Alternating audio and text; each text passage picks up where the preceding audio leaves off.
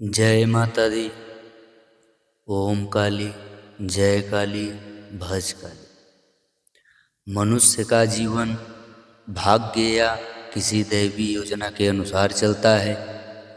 हम जिसे प्रारब्ध कहते हैं, यानी कि वह कर्म जो फल देने के लिए तैयार हो।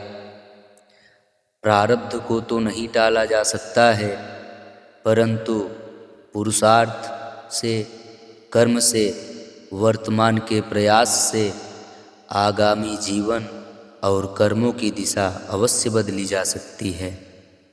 जैसे कोई बीज बोया जा चुका हो, यानी कि प्रारब्ध, परंतु उसकी देखभाल और दिशा यानी कि पुरुषार्थ से आप परिणामों को प्रभावित अवश्य कर सकते हैं। भाग्य को स्वीकार कर भी उसका उत्तर साहस, ध्यान और आत्मबोध से दिया जा सकता है।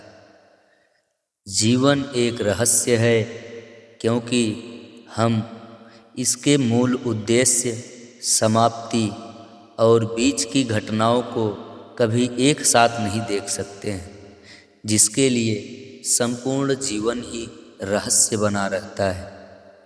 हम केवल क्षण में जीते हैं, संपूर्ण चित्र नहीं देख पाते हैं। जीवन एक रहस्य अवश्य हो सकता है, लेकिन रहस्य से डरना नहीं चाहिए, उसे अनुभव करना चाहिए। प्रारब्ध को समझो, पुरुषार्थ को जियो और परमात्मा में समर्पित रहो। यही जीवन की कुंजी है। जीवन एक चेतन प्रवाह है, अनुभवों का, कर्मों का, भावनाओं का और आत्मबोध का वह निरंतर क्रम है जो आत्मा के विकास और परम सत्य की ओर बढ़ने की यात्रा है।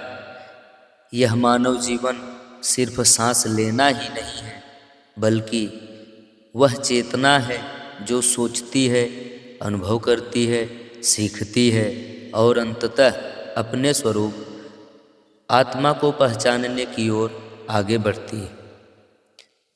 जीवन वह अवसर है जिसे आत्मा को वरदान स्वरूप में दिया गया है।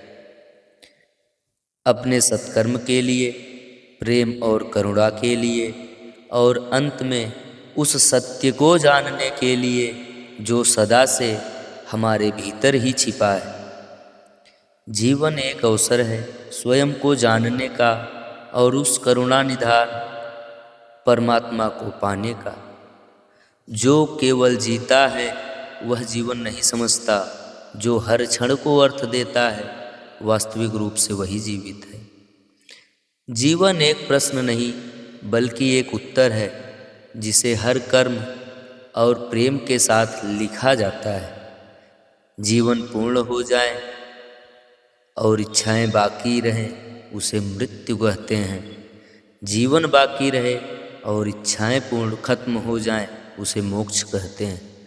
जय माता दी, जय माँ काली।